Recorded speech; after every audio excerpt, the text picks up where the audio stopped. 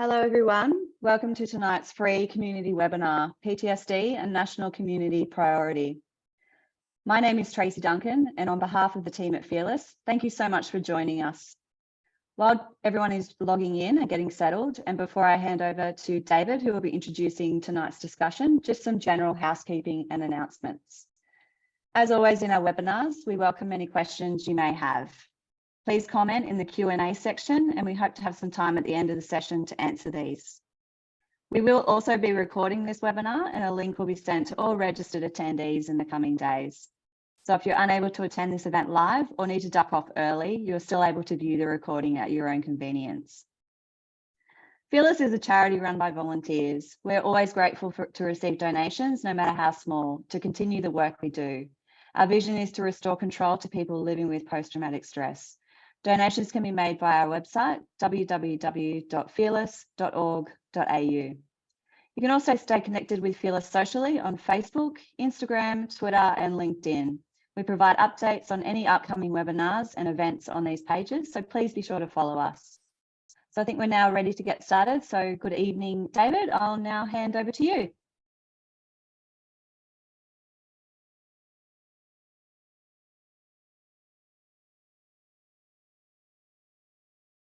Board, welcome to this evening's Fearless webinar, a discussion with the President of the Australian Medical Association, Professor Stephen Robson.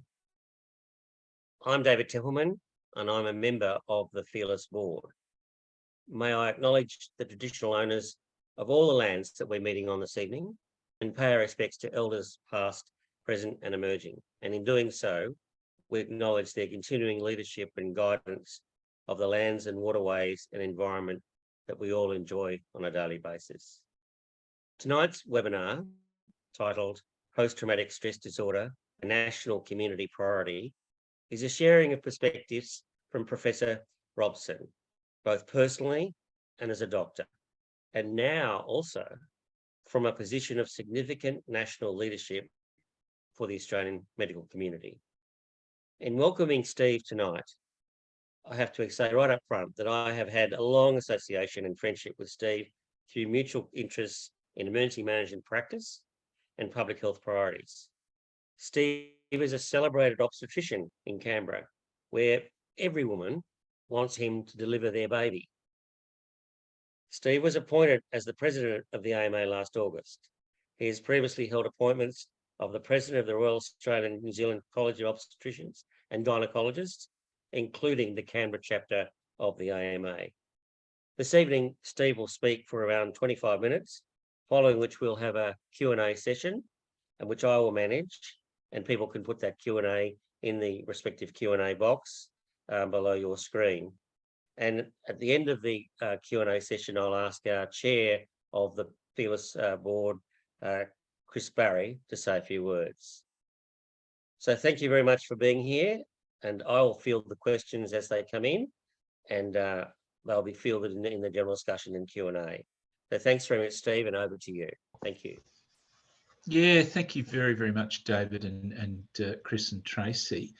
I'm coming to tonight from Canberra on Ngunnawal and Ngambri country. So any First Nations people part of the webinar or subsequently listening, I acknowledge you and your leaders past, present and emerging. And it is an absolute honour to be asked to come along tonight and to speak on what is a very, very important area for so many Australians. I just wanted to talk a little bit about my own background. I came from a family with significant ties to the armed forces. I had two of my dad's brothers were in the Royal Australian Navy, and another of my dad's brothers was a pilot in the RAF. The oldest one, Roy, was killed flying in the Korean War. So I never met him. He was a young pilot in the RAF and died over in Korea, and his grave is actually in Japan. And I had two other uncles, both in the Navy, Alan and Eric. And Eric was had a a very, very difficult time. As a young able seaman, he was in HMAS Voyager in February of 1964. At the time, I was, a baby. I was about 3 or 4 months old. And my uncle Eric was in the aft section of Voyager when she was struck by Melbourne on what I can only imagine was a truly horrific night and experience for everybody involved. And Eric subsequently was awarded the British Empire Medal for gallantry. He was able to help a number of his mates out through an escape hatch before he himself left the ship, and he survived. And I have to say, as I came to know him as a kid, he's passed away a few years ago now. Eric clearly had trauma in his life. He was a man who found, I guess, even any reminder of the East Coast extremely triggering for him, and he'd actually moved to Perth. He couldn't cope with the East Coast. And he clearly and obviously was affected very, very badly by the events that he was part of and witnessed, and what happened to his mates on that awful night off Jarvis Bay in 1964. So I had a very early sense that life was fragile, that service in the armed forces, with of the 3 family members, one killed in active service, the other, nearly killed and extremely damaged, I would say, by active service, that we never take anything for granted. Subsequent to that, I had the enormous opportunity and good fortune to join the armed services myself, and I was joined the Royal Australian Navy in 1986, served several years in the full-time Navy, and was a reserve officer for some years after that. It was an incredibly fulfilling experience doing that. But it also gave me the opportunity at the time to deal with people who clearly by that stage, and I was serving as an officer in the late 80s and very early 90s, people who were affected by post-traumatic stress disorder. And in those times, I think the options to help and to provide comfort and support and treatment were somewhat limited. And we know that there have been enormous steps taken over the last 3 decades since those formative years. And I'm going to trace a little bit of that through to where we are now and why I think it's so important. But I certainly had contact with a number of serving members still. And I guess some other people associated with the Navy community at the time. So I had, from my earliest years, been associated with, I guess, the deep scars that can be left when people are involved in extraordinary and traumatic events. And I've always had a sense of that. Now, I think one of the reasons David was quite keen to have me speak tonight was a bit of personal experience. I do not have post-traumatic stress disorder, but certain points in life, I now can admit to people that I was severely affected by mental health problems. And in 1988, when I was in my first year as a doctor, I felt a great weight of family expectation and had a struggle. I wasn't a particularly good or bright or high-achieving medical student when I was training to be a doctor. And I was the first person in my part of the family to go anywhere near a university. And I'm still very grateful to Gough Whitlam that in those days we had a free university education. I'm forever grateful for that. But as a junior doctor, I was quite isolated. I was involved in an event where I had primary responsibility for a elderly patient who died under my care, and I found that extremely affecting. and tried to kill myself. And I made very elaborate plans. If you're a doctor, you have a bit of inside knowledge on how to do these things fairly painlessly.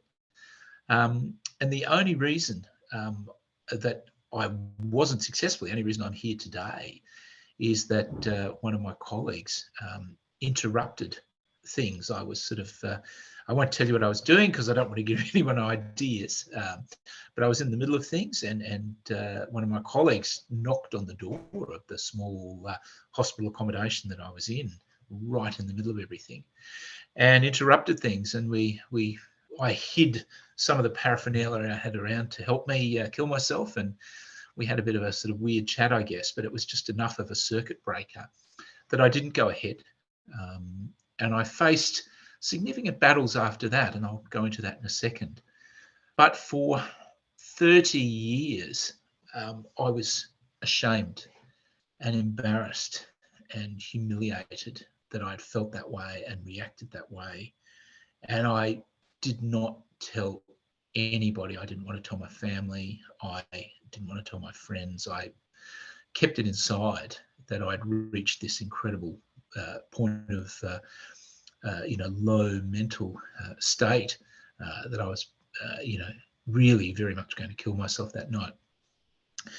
And I eventually I was very, very lucky and ended up reaching positions of significant leadership. And I was the president of a learned college, my specialist college, a few years ago, and I was in Papua New Guinea speaking with a couple of other medical leaders. And I received a phone call from Australia that one of the trainees in the college I worked had taken her life. And I was shocked, completely and utterly shocked, and didn't know how to react. And it just absolutely lit a fire under me. And I thought to myself, it transpired that young doctor had struggled with mental health issues and had real difficulty in seeking help. And I thought to myself at the time, I'm at the top of the totem pole here. I'm the president of the college. I'm a professor at one of Australia's big universities. I'm very lucky. I have a great family and supportive friends. And if I had all of these resources and all of these things, and I felt ashamed and unable to talk, then God help the poor person at the start of their career who has none of the resources that I have. And I was determined at that point to, I guess, come out in a way and say, well, look, I've been at that point. It is something that you can't be ashamed of. It's an illness like any other illness, and you just can't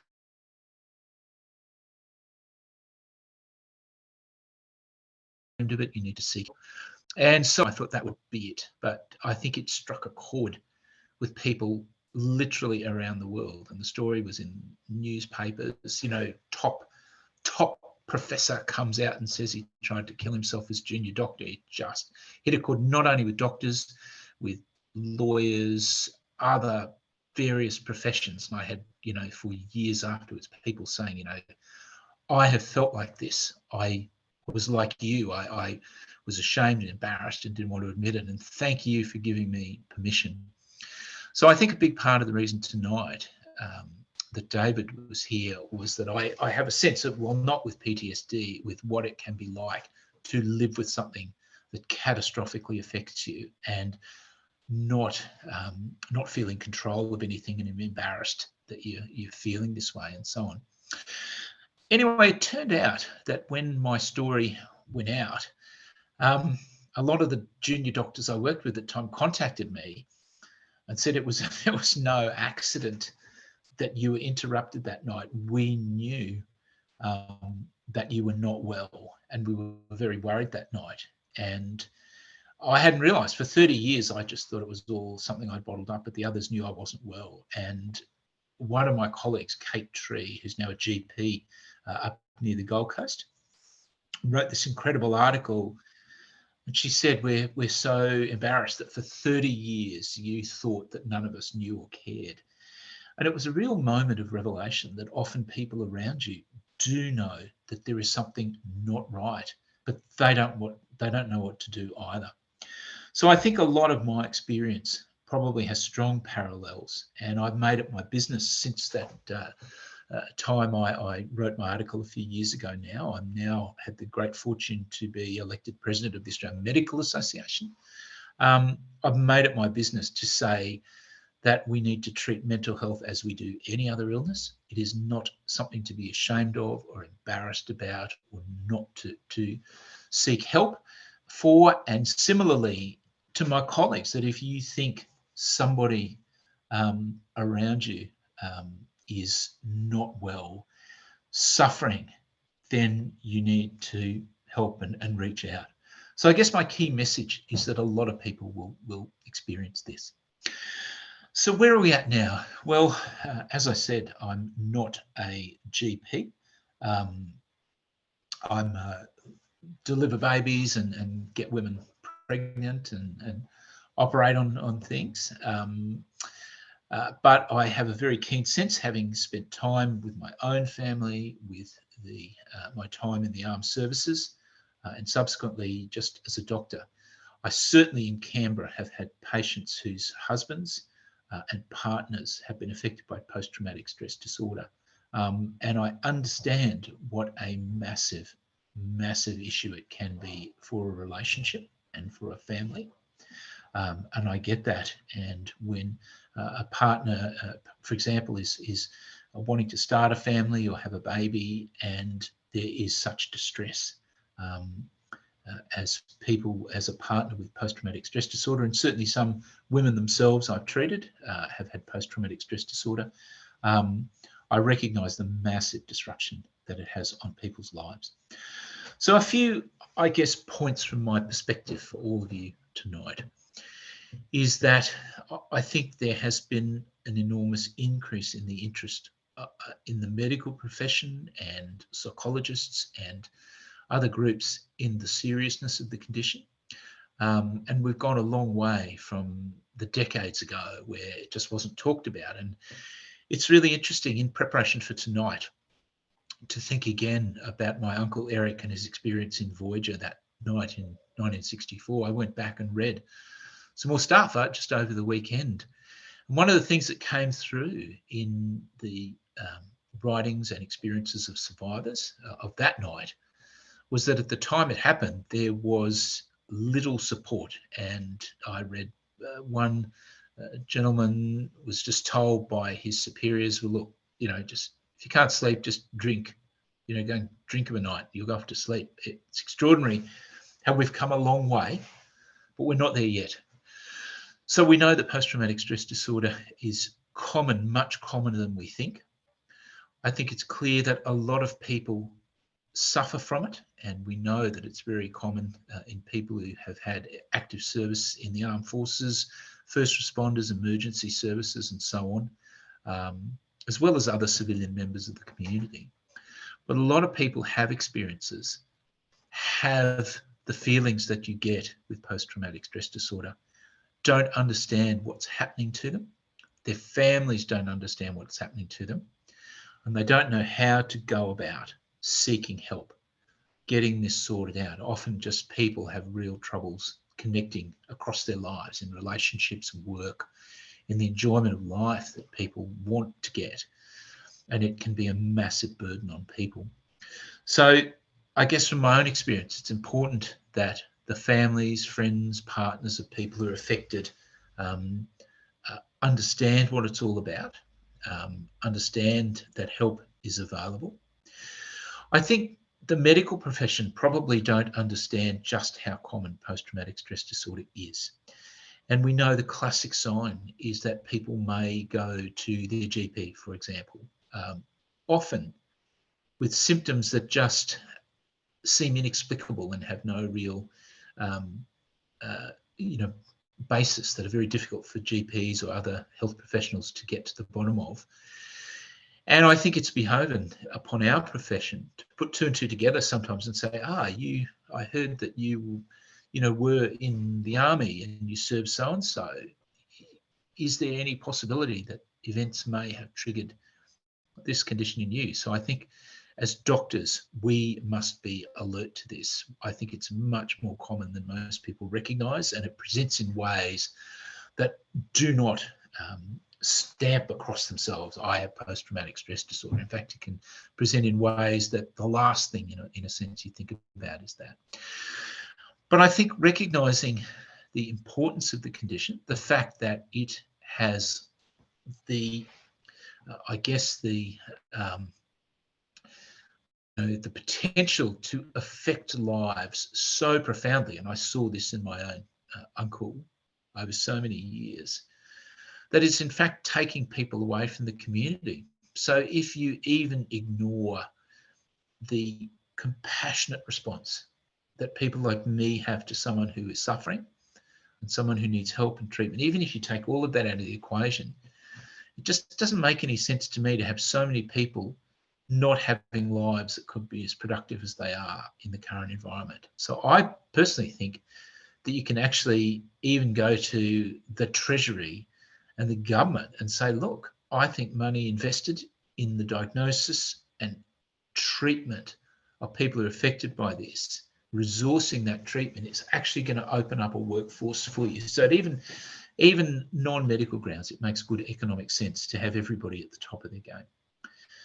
So I wanted to say tonight that while I don't have PTSD, I understand what it's like to be severely affected at times in life by severe mental illness.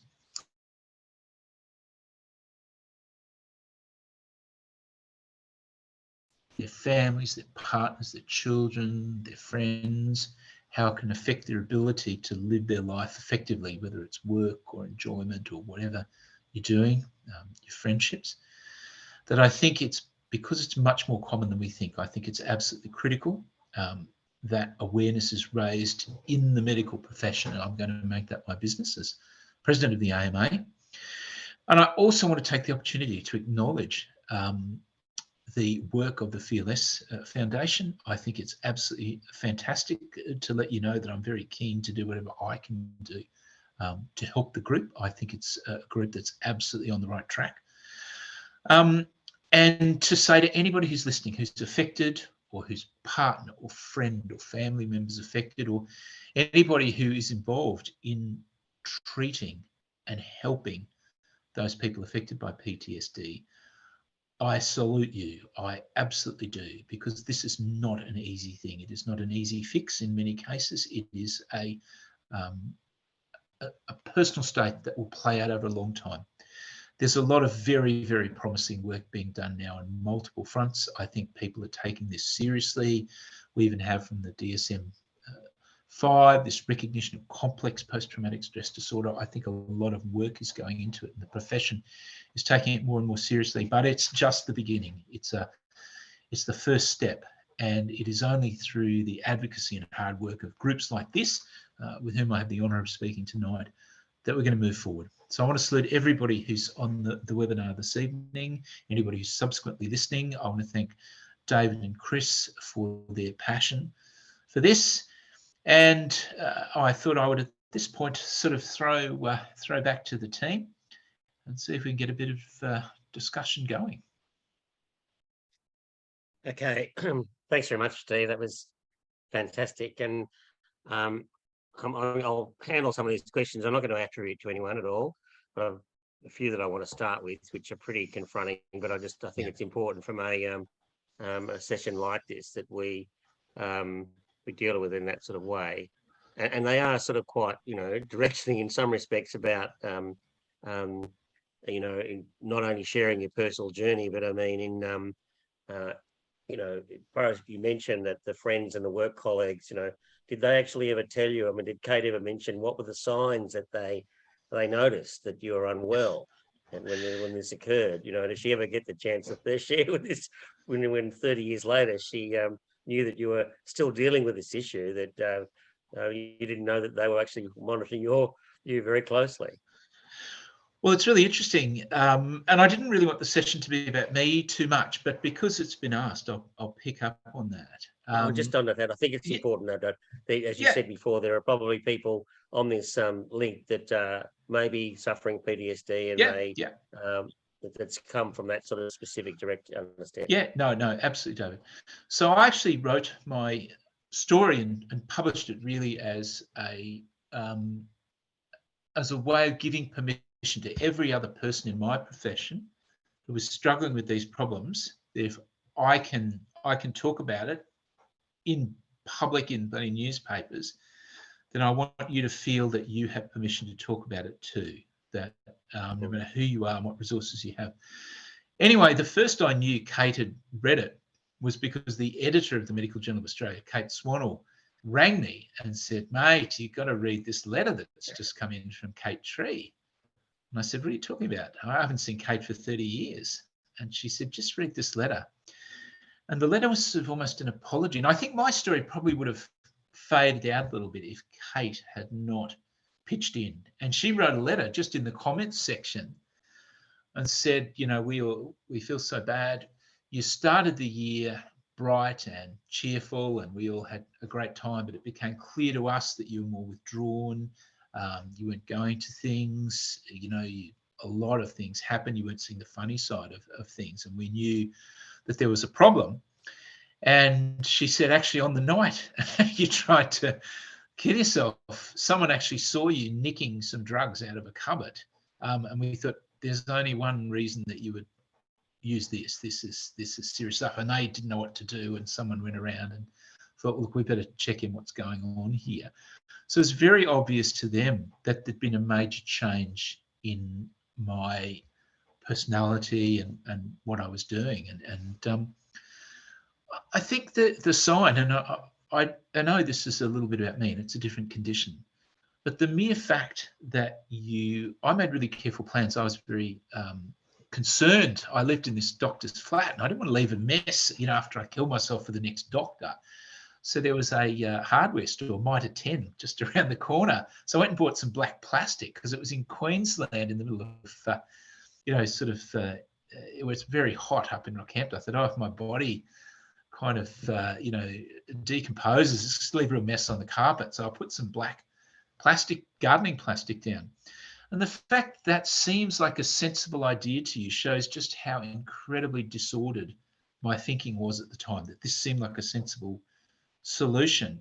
So I had really no idea how sick I was. But it was, I think, obvious to a lot of my colleagues. And I suspect that a lot of people affected by PTSD will have these feelings and not recognize just how much they're suffering and how much better they could be. So really the moral is not so much about me, it's that I get that you can think in such a way that seems normal to you when you're sick, but to everybody else are absolutely aghast. And I suspect that's an experience that a lot of other people affected will have had, David. Sure.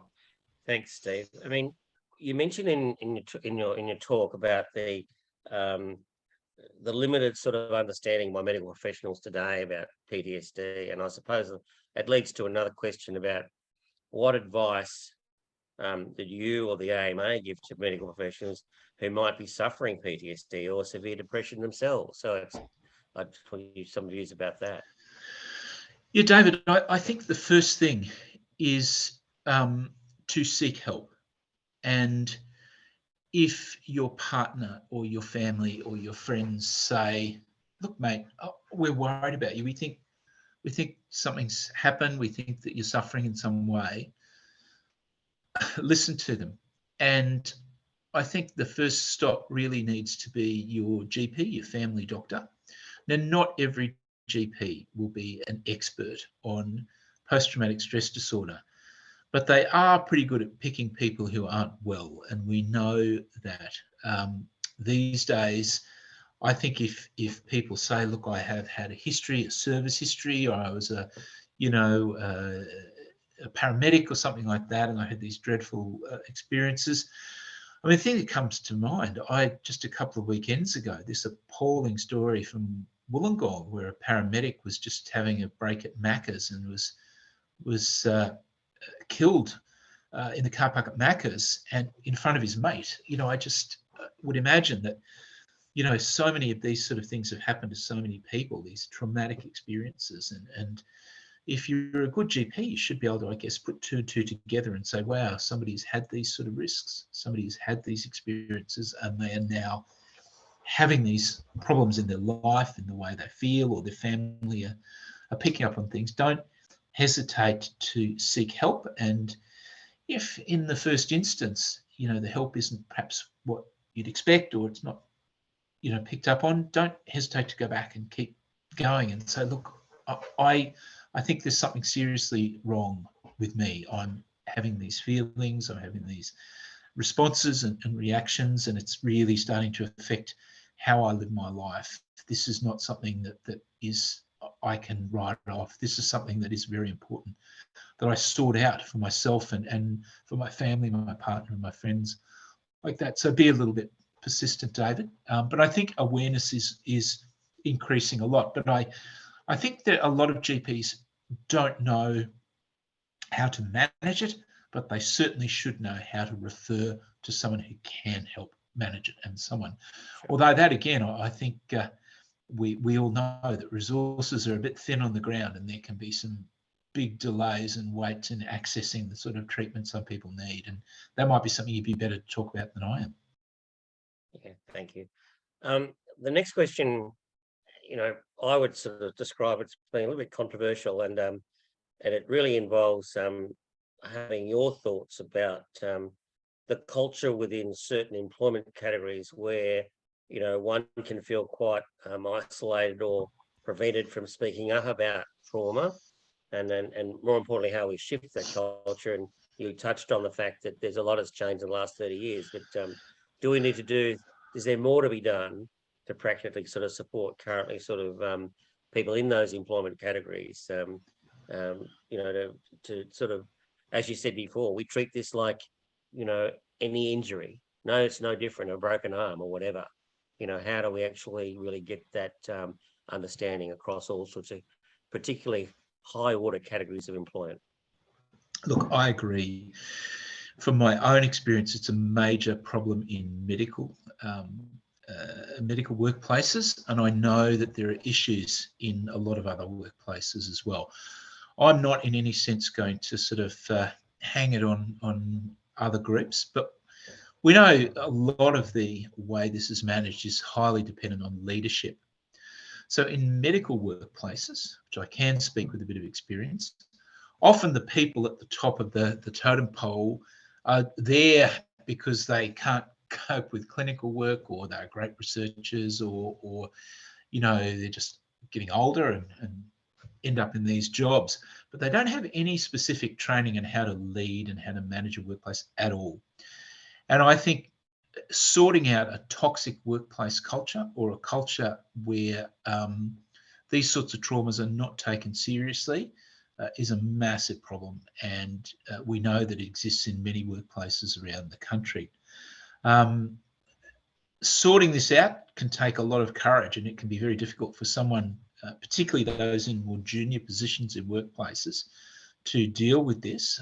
I don't have any specific advice other than, try to raise it to the attention of people perhaps above, although we know that can be extremely daunting for people as well.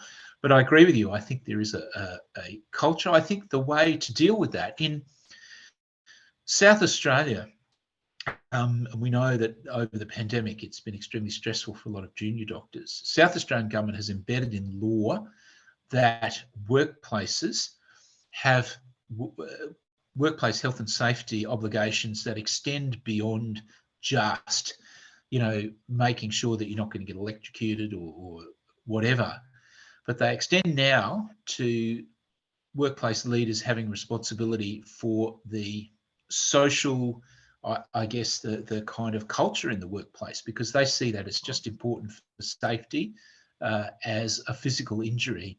So that's enshrined in law, about to become enshrined in law in South Australia. We've been, as an AMA, pushing for that around the country to harmonise that law. And I think that may shift things away from people fobbing you off or fostering a bad culture or an unsafe culture in a workplace, and driving it so that, workplaces know that if they get it wrong and they're held criminally responsible for poor workplace culture, then they face penalties. And I think sometimes in some workplaces, the only way you can move forward is to actually have a penalty if things aren't right. So I share your concern. I know it's a problem around the country. And I think ultimately you need carrots and sticks. And the carrot is probably going to be that we try to provide training for our leadership.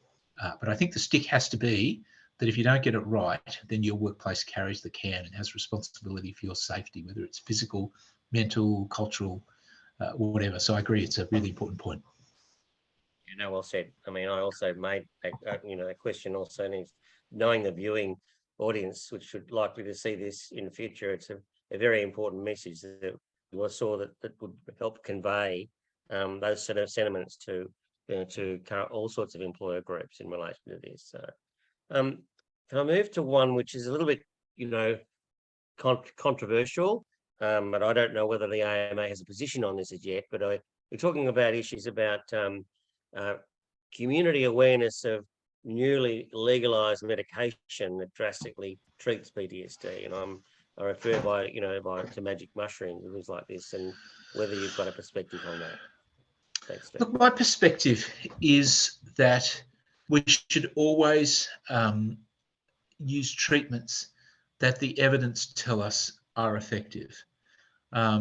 So I think one of the things that we strongly support is evidence-based care, any medical condition at all. And it cuts a number of ways. In fact, there's very good evidence that for a lot of knee arthritis, exercise is better than surgery. And I think we should follow that, and we're now talking a lot about what we call exercise prescriptions for patients as a first port of call rather than going straight to surgery. And I think there are a number of innovative treatments, and I know that the use of some of these medications that were given the okay by the Therapeutic Goods Administration in the last few months has been controversial, but you really don't stuff around with the Therapeutic Goods Administration. I know John Skerritt, who's just retired, as their boss. He's not a man who suffers fools gladly, including me. And I have enormous faith in the evidence. But I think one of the things that's clear with conditions like post-traumatic stress disorder is there's no one-size-fits-all treatment. And I think it's absolutely critical that treatment is always individualised, that it always takes into account the person's circumstances, their response, and we follow guidelines in management that are informed by the best evidence we've got, that where possible, this sort of treatment is multidisciplinary. And by that, I mean people from psychologists, psychiatrists, other therapists, GPs, whoever work as a team. They put the patient at the centre. They individualise the treatment to that person in their circumstance. And they always try to find the treatment that's most effective and supported by evidence. So I think a lot of these new treatments still have to find a place. They might not be right for anybody, but I'm all for innovative treatments, provided they're done, with an evidence backing. They're not just sort of rogue treatments. So I think we've all been aware of rogue treatments. And that they always put the patient at the centre of what they're trying to do. It's all about getting you better. So I think we support anything that has evidence behind it, and we know that the TGA, the Therapeutic Goods Administration, has okayed these for certain conditions. So and they'll be monitored. So look, the more the treatment options for people supported by evidence, the better. Okay, thanks, Steve. Just another question. It's just not. It is related to treatment, but I mean, it's the circumstance that arises with women who probably make decisions about not having children because they're suffering from PTSD. They're worried, of course, that trauma being passed on and things like this. And then we have a situation of difficulty in treating women who are dealing with the PTSD, especially when they're on medication. I mean, there are a lot of things that are discussed about this, but do you think that there are really any major impacts on the development of, say, embryos and things like that we do to be mindful of when you've got, or how we share that information and discuss it in a more open way?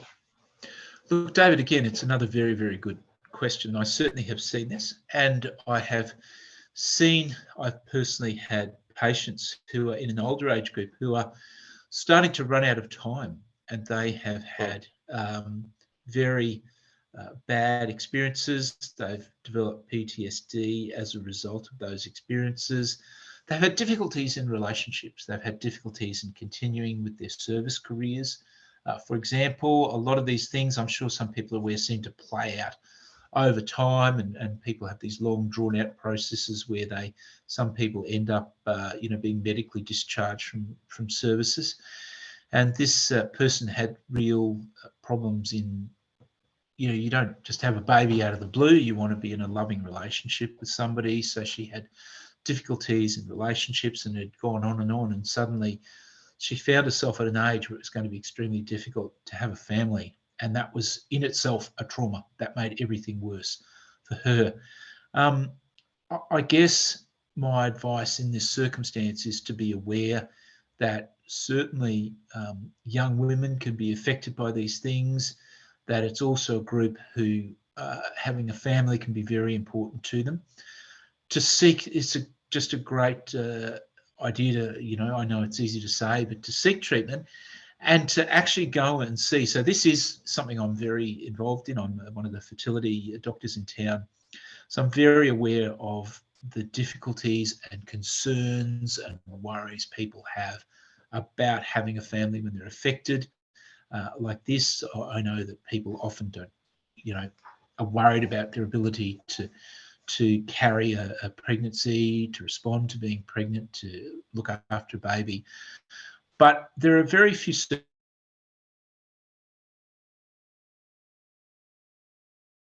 people in my position around the country who can provide help and work as part of that multidisciplinary team, as that team of people who are putting the patient at the start. And I know you have two patients when you have a mother who's pregnant or a small child, but there is help around, and to ask your GP or whoever your treating team is, if that's an issue, I want some professional advice and assistance here, so that we don't end up, in a situation where someone's in their 40s, still haven't had a family, still suffering. The burden of missing out on having a family makes everything so much worse, and it's a very, very difficult situation. So something we definitely need to acknowledge. So a great question. Thanks, Steve. I want to bring one of my own questions into this now, and it's really about how we raise the profile of PTSD in a national productivity sense, because it really does have a huge impact on, every business or whatever, and the productivity issue. The costs of this are horrendous, and I know that the AMA is sort of in a position to sort of really, wanting to address this. So I suppose, what are the starting sort of blocks that need an organisation like Fearless is to actually work in partnership with the AMA, or what other thoughts that you have about tackling this as a major productivity issue? I couldn't agree more, David, and I sort of alluded to that a little bit in the talk. I had the privilege of going to a round table with the Minister last year about workforce, and everyone was scratching their heads about getting more workers. And I said, look, mate, you've got plenty of workforce who just can't work properly at the moment because they're not well, or they're waiting for an operation, or they have problems that need to be sorted. So you've got a sort of, workforce. There's no point in having 250,000 people waiting to have operations who can't work at the moment. And it's the same with mental and psychological and emotional issues as well. That can severely affect someone's ability to work to their own cost, and, as you say, to the cost of broader society. So I think that makes very, very good economic sense to do it. Now, my experience now of dealing with government is there's nothing like the power of an individual story. And you can present graphs and economic calculations till the cows come home. I think most politicians you probably know this as well as I do. Guys, most people have this sort of material crossing your desk non-stop. But the power of an individual story is something that never fails to grab people. And I just want to, if you'll indulge me for a moment, I want to talk about a couple I met and had the pleasure of dealing with when I was president of the College of Obstetricians and Gynecologists. And it was Rachel and Johnny Casella, who had a baby called Mackenzie, and they carried, I'm not saying anything, they wrote a book about it, so I'm not saying breaking any confidences or anything here. Baby called Mackenzie, who died at the age of about 7 months from an incredibly rare condition called spinal muscular atrophy. So it's something that is about one baby in 3,000 is affected by. Now, as a parent, I would have been crushed if I'd had a baby who died at the age of 7 months. It would have destroyed me, and I think many parents would feel this way. But they didn't let that, I mean, they obviously were distressed, but they turned those feelings into advocacy. So they wrote literally to every politician in the federal parliament, Senate and House, told their story and said, we didn't know a test was available. We did not know that we could have had testing before pregnancy that would have detected that we carried this mutation, and we could have had IVF and avoided having a baby who died. And this caught the ear of Greg Hunt, who was the health minister at the time. And he, again, recognised the power of a story and met them. And they got $20 million in funding to a project called Mackenzie's Mission. So it was named by Greg Mackenzie's Mission. And I was part of that group who got the funding, and we wrapped up our project last year. And it struck me that, a 1 in 3,000 condition got this massive amount of funding through the. Now, I'm not saying it was an unworthy cause, don't get me wrong, but I'm saying, if you put a document on a politician's desk saying, we really want to spend a lot of money on this incredibly rare thing, you'd be laughed out of Parliament House. But the power of the story was irresistible. So my advice would be that people respond to stories, and people respond to, in the current environment, here's someone who is not living their life to their potential, but with diagnosis and treatment and support, they could be back and contributing to the community. Again, I think that's very powerful, and I would make the offer to work with you to raise this to the attention of the government, whether it's through Department of Vets Affairs or Health or Treasury or wherever. I think it's a powerful, because this is something that's so common and so important and has such an effect on people's lives. I think the profile needs to be raised through the roof. David, I agree with you. Thank you. Well, Steve, I think that we probably, worn you out in relation to sort of the number of questions and also your time talking to us. It's been a really fruitful, and thank you for your efforts and preparation and coming for this evening's this session. I may ask Chris Barrie if he wouldn't mind just saying a few words in conclusion as far as this webinar is concerned. Thanks, Steve. Well, thanks for that, David. What a great pleasure it's been to hear Steve's story in the first place, and secondly, the advice and the stories he's told us about other people's experience. Looking at it from our perspective in PTSD, Australia, New Zealand and Fearless, we began the National Conversation series in 2019. We had a second one in 2021, and we're now pitching to a next national conversation in 2024. And I couldn't help but thinking through some of the stories I heard from people who were prepared to open up, and a bit like Steve say, I've never told anyone about this. I remember a particular story about someone who'd been a whistleblower, and being a whistleblower had destroyed that person's life and created trauma. The second thing that I drew from tonight is about human frailties. We all have issues potentially that need treatment. And I know people in medicine, psychologists and psychiatrists who have PTSD from treating people with PTSD. I know other people, I know suicide, for example, in the medical fraternity is not unknown. And yet the rest of us in the community wouldn't even think twice about it. So the real story here is we're all potentially affected. But what we know about PTSD is it comes from a lived experience. You are not born with this necessarily. And it also is impacted by your upbringing, your own experience, and the nature of trauma. Sometimes it might be just one traumatic event, or it might be a series of trauma events. We simply don't know. And what makes it really difficult, I think, for those trying to care for people with PTSD is the uniqueness of every case. So there's not a recipe book here. And as Steve pointed to, there's a toolbox.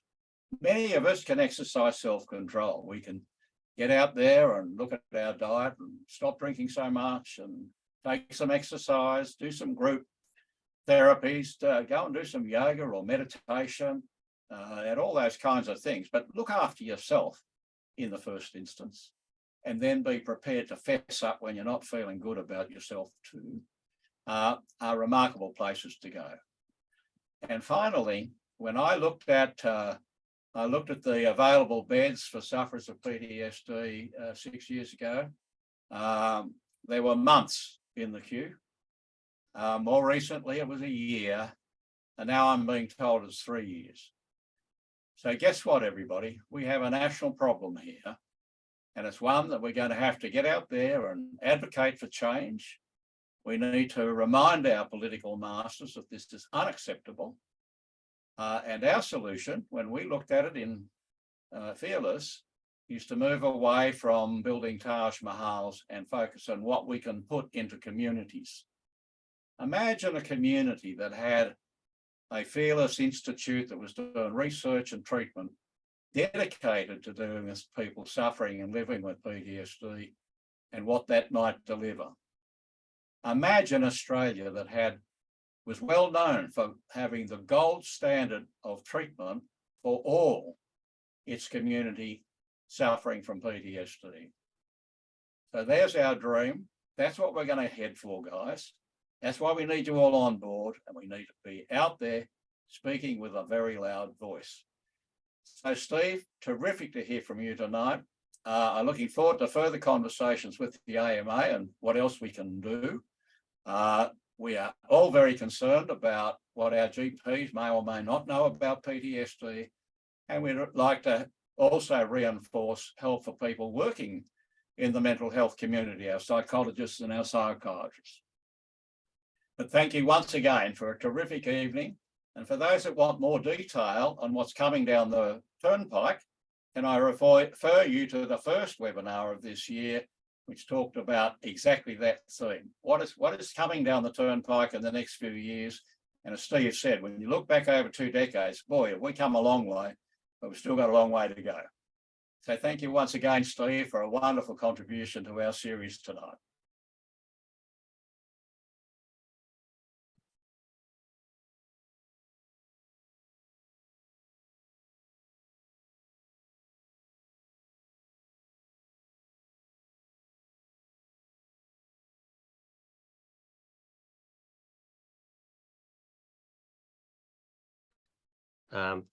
Sorry, I might have to repeat this because I've just got a message to unmute myself. But the AMA will push this out to their 30,000 membership in the next week or so. So there will be an opportunity for AMA members to see this webinar online as well. So thank you again, Steve. And so I look forward to further working with you. Well done. Thank you.